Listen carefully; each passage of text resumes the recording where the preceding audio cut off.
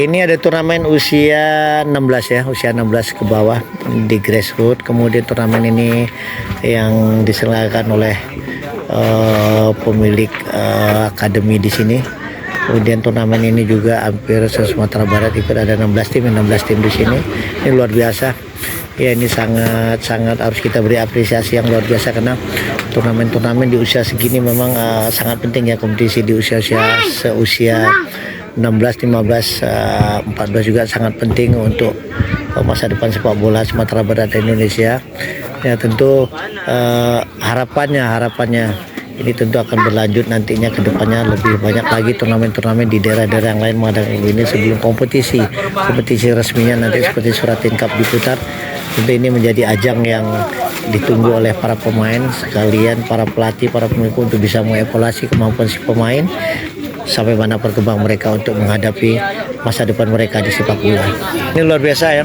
Masukannya tuh kalau untuk panitia sini berharap nanti ini turnamen ini mungkin tidak setahun sekali, kalau bisa 6 bulan sekali, karena anak-anak memang butuh wadah ini. 6 bulan sekali adalah waktu yang baik, cukup bagus. Mereka kembali lagi ke klubnya berlatih lagi. Kemudian jadi di kelompok ini paling tidak di tempat yang sama ini ada 2 kali 1 tahun. Mungkin nanti di tempat-tempat yang lain juga agak ada turnamen. Jadi dalam 1 tahun di kelompok usia ini bisa mengikuti 4 turnamen.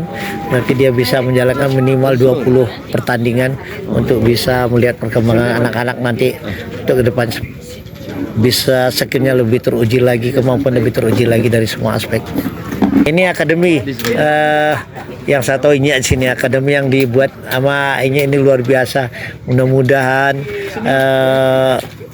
kedepannya ya, mungkin ini nanti bisa menjadi contoh yang bagus untuk semua pemilik klub atau pemilik SSB di Sumatera Barat. Di akademi itu nggak mesti wah, tapi yang penting programnya jelas ya, programnya sederhana. Akademi juga kelompok bisa dikelompokkan yang bisa intensitasnya lebih, latihannya lebih meningkat atau lebih banyak dari SSB. Kalau SSB 3 kali, mungkin ada akademinya bisa 5 kali. Karena di akademi tentunya pemain-pemain nanti ada yang sudah terpilih memang untuk disiapkan kompetisi ke tahun depannya atau tahun itu juga, atau mungkin 2 tahun kemudian. Nah, ini mudah-mudahan teman-teman semua SSB punya kelas akademi. Ya, SSB-nya ada, kelas akademinya ada, itu pemain-pemain yang dipilih dari SSB itu sendiri atau SSB yang lainnya ada di daerah itu sendiri menjadi satu wadah. Nah, itu yang dibutuhkan lagi.